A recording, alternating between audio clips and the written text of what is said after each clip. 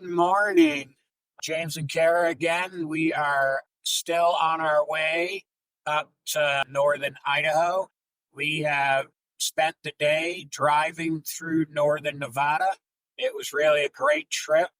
The scenery in northern Nevada is beautiful through the mountains, snow-capped mountains all around us while you're driving. We came up into Twin Falls, Idaho. We stopped at a Walmart, gathered up some more groceries and stuff. And when we left that area, traffic was heavy. There was actually some stoplights that were down. So we did get stuck in a little traffic, but that was probably an hour that we were stuck in traffic. So not horrible. You got to expect that when you're going into the city. Obviously, we're driving now. We're driving now. After we got out of Twin Falls, it was about an hour and a half to our first campsite, which was Silver Creek. And we found this campsite on Camp Pendium. Mm-hmm. We pull up the first one. We skipped. There was a few out there. Then the second one, there was nobody there. It was right along the Silver Creek River. Really cool spot. It has Volt toilet. It had a spot for a tent. It had a picnic table. And one of the things that was important, and we have a screened-in tent, but one of the things that was kind of awesome was it had a gazebo over the picnic table. Mm-hmm. So that was great. It had a little fire pit. And a prep table. And it had a prep table. And on the fire pit, it had one of those things that you could come down and have the grate on top of it. So this campsite for free was absolutely perfect. We get there, nobody's there. The river's right there. We let the dogs run around. Dogs go swimming. We set up camp. Really wonderful day. We didn't really do much that day. And even the next day, we just hung around camp, went hiking around camp with the dogs. They went swimming again. And we kind of just chilled out. We had a little more action because the second day, that ended up being a Friday. So there was a few more people around pulling in and pulling out. So that part of it kind of got crappy for the dogs because we ended up putting them on a leash because we had so many visitors. Saturday, we got up, made breakfast, let the dogs run around, get tired. Of course, they got soaked again. Chasing rabbits, going in the water. There was ducks. It's hard to keep Jules out of the water. So they went swimming again. Really pleasant morning. And then we kind of packed up camp, put everything away, left the trailer, and went up to Craters of the Moon. Now, if you've never been around volcanic rock, you should definitely go to Craters of the Moon.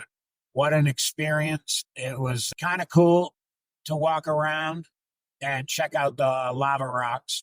And they have lava tubes there.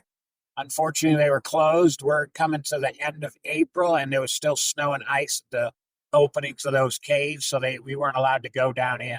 But we did do the little loop they had there. We went in the visitor center, hiked around a little bit now. It's not really dog-friendly because they don't want your dog to get hurt. Because they're really rough rocks. Those volcanic rocks are sharp. Yeah, lava rocks are really not ideal for pets, especially in the summer. Them rocks really can get to 170 degrees.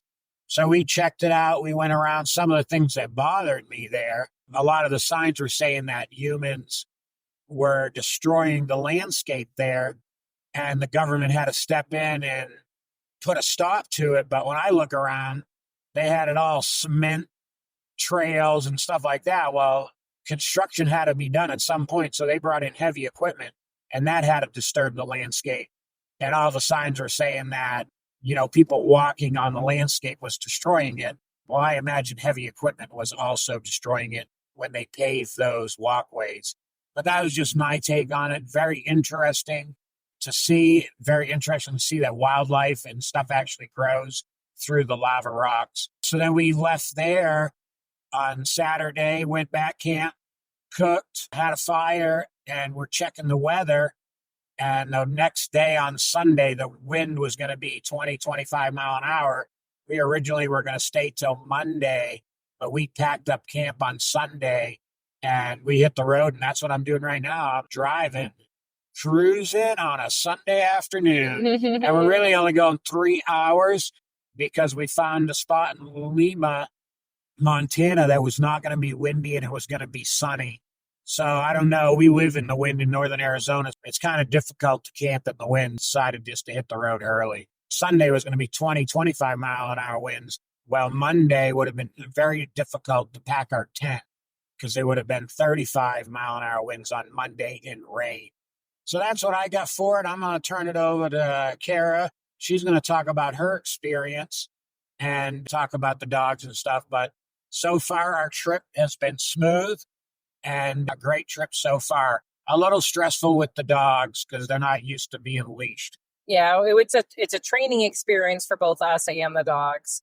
They, for the last 8 years, have totally free ranged, and we've had dogs that totally free range. So we're not accustomed to having to worry about our dogs and fighting with the leashes, and they're just not used to being chained up. We have to practice with them and ourselves and get used to the idea of it. It's a new lifestyle for all of us. It's a learning curve. But the campsite, Silver Creek, absolutely beautiful. So there is, if you look on Campendium or you just Google it, Silver Creek has 4 different campsites. They got north and south and then east and west. So we stayed in the north-south area. I would guess that it was the southern sites. And again, awesome amenities for totally free. And we were literally right on the river. Absolutely beautiful. We've been bird watching. Check out our website. We have pictures. If you trout fish, great trout fishing. Mm-hmm. Now, this is a catch and release spot. We learned if you go further down the river, there's a confluence of 2 rivers where you can actually keep the fish. Certain rules with no bark hooks and things like that. James could see the fish in the water. I didn't, but he's good at seeing that stuff. Yeah, and hard to keep the girls out of the water. Norman's not a big swimmer, but he was chasing ducks, especially the one morning. I think it was Saturday morning. He just leaped into the water trying to get the ducks. It was Friday morning, the first morning. I just let him out the door. Hilarious. He almost drowned. So that's been a lot of fun. Just being there. It was really nice to just be there. Listening to the river and the birds squawking and the dogs playing and fire going. Some of the birds that we see? The magpies are just stunning. They're a black-billed magpie. They're not like the magpies I've been familiar with seeing. They're black and white, and they're just so striking. They catch your eye every time you see them. They have a really long tail. They're just majestic. And then one little buddy, it's the mating season, of course, that's been hanging out with James, was a red-winged blackbird. And this guy's looks like shoulder pads on his wings that were deep, deep red. And then otherwise, he's a jet blackbird. Really, really cool. His song was really beautiful, and he's chasing around the ladies. We saw him get in a scuffle with another young man who was trying to get into his territory. Blue herrings we were seeing. Tons of Canadian geese. Yeah, they were off in pairs, so I imagine mating season for them. They didn't really look like migration was their primary objective at the moment. So it's just really cool bird watching area, of course, because of all the water. And then we were joking yesterday that this has been like our goodbye Northern Arizona grand tour. So we're in Northern Nevada near Great Basin, and we're hanging out in the junipers and pinyons. And it was windy most of the time that we were there. And then we get to our spot here in Idaho, and we're camping around sagebrush in lava rocks are around us. And then we go to Craters of the Moon, which of course is a big giant lava field. And it was really interesting, like James said, to learn the history, or not necessarily history, but how the plant life works. It starts with this algae that turns in, breaks down the rocks so that it can become soil. And then things like sagebrush and rubber rabbit brush and things like that can start to grow in the area. And these plants, everything for the most part, is all plants that grow in Northern Arizona. But if you aren't familiar with Northern Arizona, it is almost all lava rock. Old ancient lava rock. The eruptions in that area happened long ago. The ones at Crater in the Moon, they estimate 1,500 to 2,000 years ago. 1,500. Yeah. So the top layer, the most recent one, that had killed everything most recently, and everything's been trying to grow since then, was about 1,500 years ago. And what they do have that we don't have, we've got the pinyon pine. There, they've got the limber pine. And because it's so windy in the area, this pine tree grows in such a way to help the wind go up and around it. So these trees just curve in the most unique and interesting ways. They really were beautiful, dead and alive. These trees were just really unique. The way their trunks curled around themselves, they were growing in the most interesting directions and ways. So that was really cool and beautiful to see as well. And then, of course, we're completely surrounded by mountains. So you've got these snow-covered mountains with these big, vast valleys. It's just been really, really beautiful, really scenic the whole way. And then tons of farmland, of course. We're in Idaho potato country. But Craters of the Moon was really interesting, but a lot like northern Arizona, just less grown in, I suppose. We're on our way to Lima now, and we are hoping we've got a nice BML spot. I don't think this spot's going to have any amenities. We might be straight up dispersed camping, which is great. It's just going to be dirt, and Hopefully. We're hoping that the dogs will be able to run around again. The last day we were at camp, or the last 2 days we were at camp at Silver Creek, we kind of got bombarded by people. I think there was 4 campers that ended up coming all around us. Not really close to us, but close enough we couldn't leave the dogs off the leash because Norman ran right over to the campsite. So he was kind of bothering people. So they got tied up the last 2 days, really, or at least a day and a half. And they were getting a little anxious about that. So we're hoping today we can find a great spot. But right now we're cruising on a Sunday afternoon with no traffic. And it's one of the things I will say, if nobody's traveled northern Nevada and Idaho on Highway 15, 93, 26, there just ain't no traffic, man. It's absolutely great driving. You're not feeling stressed with cars right on top of you. It is just, we're just cruising, and it's wonderful. And it's the same thing. I mean, we've had people passing us on these, where there's one lane going in each direction, but there's nobody around. So it's not a high stress situation. You're not white knuckling it. People aren't being stupid. They're not cutting you off when they hurry up and get in front of you. It's really been, everybody's been really courteous. Everything's been really chill. And I've been trying to teach myself how to drive slow, really. I grew up and just always was in a rush. Had to do the speed limit or 5 miles an hour more than the speed limit, up to 10 miles an hour more than the speed limit. And I've been training myself. There's no reason why the speed limit right now is 80 and I'm doing 70. That's perfect. I'm pulling a 16-foot trailer. I don't need to do 80. I could do 80, but there's no reason to do 80. Why beat up the vehicle even? Yeah, why beat up the vehicle, run the engine, the RPMs. I'm trying to keep the RPMs below 3,000 RPMs for gas mileage reasons. And there's just no reason for it. Really training myself to really relax driving instead of when you're doing 80, 85 mile an hour, I think it's stressful driving at that point. I'm trying to teach myself that I'm not in a rush. We're not in a rush.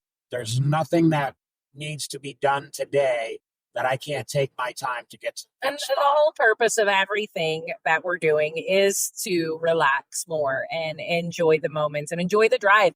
We don't want to speed through all of this. It is really beautiful. You take the time to absorb it. And again, it takes the stress out of it.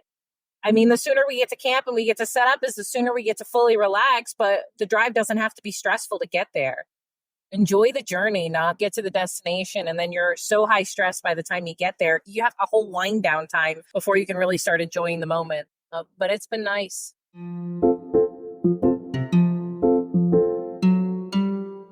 All right, we were just talking about Craters of the Moon and our camp experience at Silver Creek Campground. But one of the things, we have a friend of ours, Caroline, and she wanted to know the pros and cons of living remotely and off-grid, because that's, for the last 9 years, that's what we've been doing. So we figured while we're just cruising on this Sunday afternoon that we would talk about the pros and cons of off-grid living. And I'm going to start a little bit, and then I'll let Cara jump in, or she could just jump in whenever. Some of the pros, and I'm going to start off good things, is having no neighbors. Letting our dogs free range, being able to go outside and smell the fresh air and look at the mountain ranges around me. To be able to walk around my property without people. Most people live in these, you look out your window and you can see your neighbor right there. We don't have any of that. Some of the other pros that I really think that are great is we don't have an electric bill. Yeah, we had to put up some upfront money to get a solar system. In the last 9 years, we haven't had an electric bill. we've had solar. When we weren't producing enough solar, we had a backup generator. So, in my opinion, we didn't really go without anything. We don't have a water bill. Do we pay for water? Yeah, when we need to. But water catchment is great in the winter for us. Winter and monsoon season. In monsoon season, you can catch water. So, yeah, do we go haul water? Yeah, we have to go 10 miles to get water, but it's 10 miles. And I think we paid 3.5 cents a gallon by the time we were leaving, so it's super affordable. I was just going to say, we get 500 gallons of water for $12. Mm-hmm. It's $35 for 1,000 gallons. So we can transport 500 gallons, so that's what we do. I don't know if you would call that a pro or a con, but I think it's a pro because my water bill when I lived in Tucson, Arizona was $150 a month. And that was over 10 years ago. And that was 10 years ago. I would hate to see some of the water bills in that area right now. And I know that's water, sewer, and all that, but we have a septic system that works fine. It leaches out, so we don't pay for sewer. All those things are wonderful. When we leave our house, we don't come to a stoplight for an hour.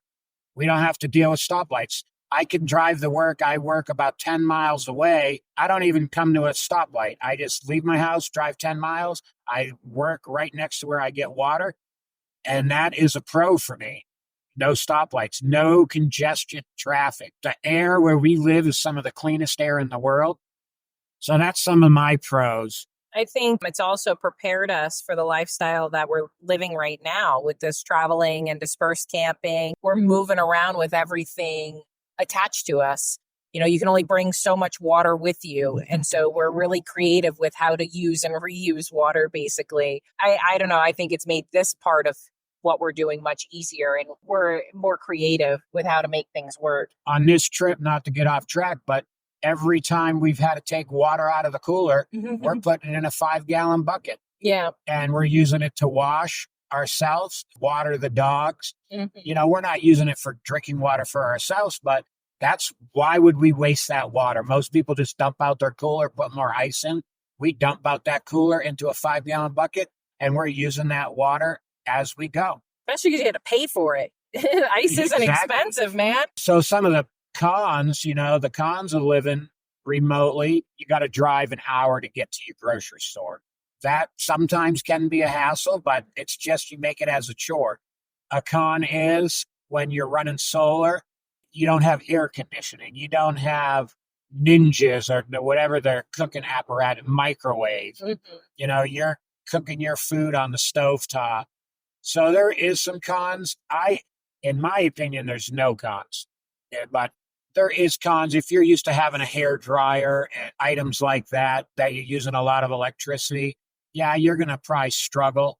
And maybe we struggled when the first year we were out. It was tough at first. We're like, man, it's hot out. We didn't have the air conditioner to turn on. But as we learned and as we grew, we got a window AC. And we would turn the generator on for 2 hours at sunset, cool down the house, and then shut the generator off and shut the air off. And it was comfortable throughout the night. So in my opinion, there's very little cons, so many pros to living off grid and remotely. I've enjoyed the last 9 years. And as Cara said, it really set the stage for us to be able to live on the road because we're water conscious, we're electricity conscious, and we're conscious on all of things that most people take for granted.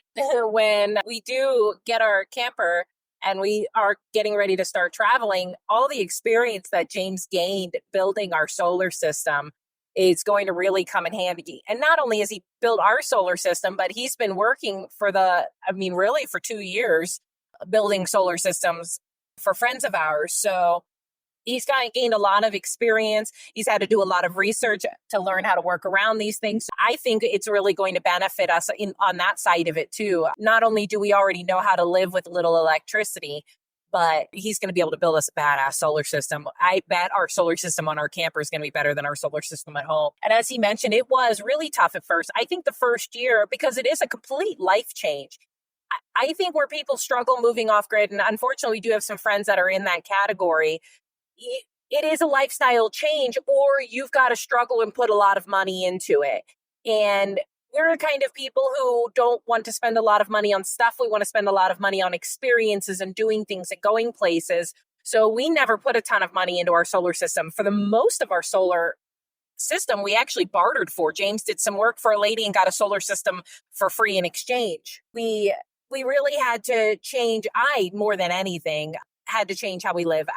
How I live. No more curling irons and blow dryers, no microwave, but that kind of fell into the natural direction our life was going in. It was just like everything shifted at the same time.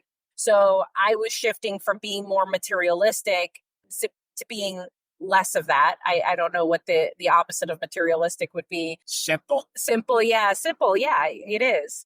It was tough because it was a big change all at once, but it was the natural direction that our life was going to be going in anyways.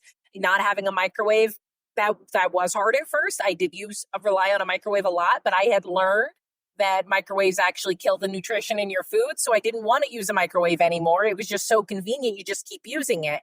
So not having it available to me made it really easy to make a change that I wanted to make anyways. It was a really tough, I would say 6 months to a year, really, really rough. But once we got the systems down, it's so simple. We kept it so basic. It really is easier than I feel like working a full-time job where you're constantly chasing the Joneses to try to get your next promotion, try to get your next raise, to try to maintain your house payment, and you're being able to maintain your bills to keep your house at a comfortable temperature and try to maintain so that you can keep all the furniture in your big giant house. I think that's so much more stressful than living off grid. And yeah, there's a lot of snow here. Monadia. How much closer are we to our campsite? 10 miles. 10 miles. Oh, okay, so we must jump back down in elevation. We just suddenly came into a lot of snow. Well, I guess dogs would be happy in the snow. Yeah, that's true. But it was supposed to be 57 degrees. And maybe it is 57 degrees with melting snow. The truck says it's 44 degrees. So we must go down. Bundling up a little bit right now. That's all right. We got sunshine. We do have sunshine, and that's important. So I will say real quick that when I first met Cara a long time ago, she went and had her nails done every time she could. She had her hair. She used to use a spray can to spray paint her makeup on. Spray can? I did. I don't know what that thing was. She had this machine. Airbrush makeup. Oh, airbrush makeup, whatever that thing was called. And I really don't like perfume. I don't like makeup on a girl. So I was, after she learned that, I think that she put makeup on to try to please more than she really even liked it. And I don't think she's worn makeup now in a long time. I don't even own any makeup right now. If I were to go to a wedding or something, I went to John L's wedding whatever it was 2 years ago now, and I didn't wear makeup to the wedding. I don't own any. I guess I have a tinted sunscreen. Looks better now than when I met her. Yes. Stopping wearing makeup has made my skin significantly better.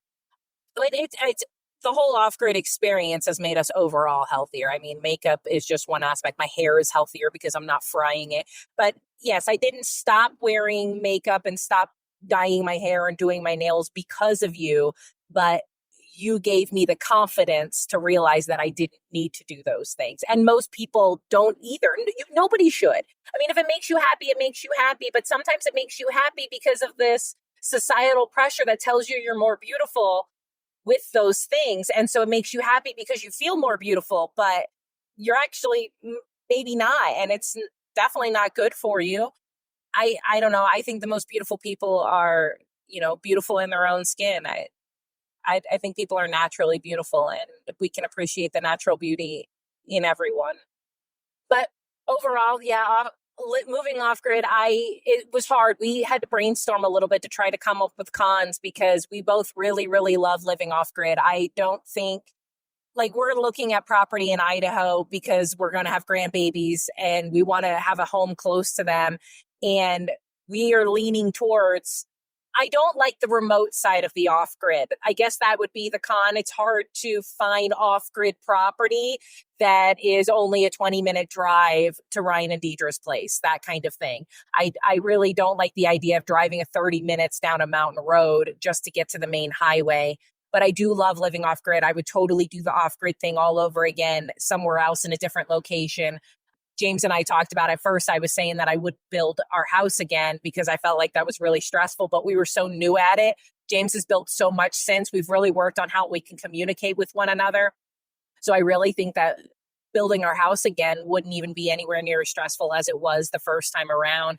I would do it all over again. Really, I've come to the point where I would buy property in Idaho again, off grid, and build a new house and do it all over. I think it would be more difficult in Idaho just because of the lack of sunshine. Doing the solar thing, I guess you would want to try to find property with a year-round stream, so you could do hydropower. I think that would be the big thing there, because they're not even as windy as we are in northern Arizona, so wind's not even much of an option, I don't think. But we'll see where the road comes to when we get there. We have a friend of ours, Miss Victoria, who's interested in buying property near water. So that might come into play with some stuff too, but we'll see. Our minds are open to whatever is going to present itself to be the most desirable, comfortable, and easiest, transition. Every time we decide we want to do something, it might take some time, but opportunities present themselves, and we just have weird synchronicities that link everything up, and our life just falls out the way we want it when we're ready for it too. So I'm sure whatever's going to be the best thing for us, it's going to be perfect when it happens. Some things that I'll say also about maybe a con is the amenities of living near a city. And just for one example, if your vehicle breaks down, yeah, that is a headache. You do have to travel an hour to get parts. If you don't have two vehicles, now you got to have a friend to go get you parts. And we've gotten parts for our friends that live on our road and vice versa. Mm-hmm. So that can be a struggle, not having the conveniences of a city close by or a town. Literally an hour drive to get auto parts. And that's just one example. Home Depot's an hour away if you want building supplies. Yeah. So even that was a struggle. I'm bringing my trailer. The house. Yeah. I'm bringing my trailer an hour to pick supplies up. If you forget screws, you're like, you're screwed. That project today. Yeah. We're screwed. That's happened to us a few times when we were building the house. Things like that can be stressful. But one of the things that I've learned is you probably need to make a list. We plan a little better, yeah. You pay attention a little better, because I was one of those people, never wanted to make a list. I'll remember what I need, and then I get home and I'm like, oh, man. So you learn and you get better at it. And so making lists is something that we need to do. Yeah. So that's the pros and cons of living remotely and off-grid. I do think the cons are really less. Yeah. In my opinion. Way more pros than cons. I think there's way more pros, but it all depends how you are. Everybody's different in that aspect. I like simple. Mm-hmm. Yeah. We're simple people. Simple life, simple love. But I think that's it. Pizza. Don't forget about pizza. Pizza. You got to learn how to make your own pizza at home. Yeah, because you can't get fresh takeout. Obviously, by the time you get it home, it's cold and nasty. But Papa Murphy's is magical for that, I will tell you that. We do get Papa Murphy's every time we go to town. Yeah. But we also do make our own pizza. Yes. All right, I guess that sums it up. Ready for a bacon cheeseburger. Time to get to camp. Thanks for listening. Bye. Thanks for the question, Caroline. We love you and we miss you. Thanks for tuning in to Kerouacs Cruising. We're thrilled to have you with us. We had a blast recording this episode and hope you enjoyed our adventures as much as we enjoyed sharing them. For more amazing pictures and stories, visit our website and blog at kerouacscruising.com. And join the conversation on Facebook at Kerouacs Cruising or email us at join@kerouacscruising.com. We'd love to hear your thoughts and suggestions. If you enjoyed this episode, please consider liking, subscribing, and leaving us a review. Your support helps us reach more listeners and allows us to continue sharing our travel experiences with you. It's a generous favor that means the world to us. Thank you so much for listening to Kerouacs Cruising. Until next time, happy travels.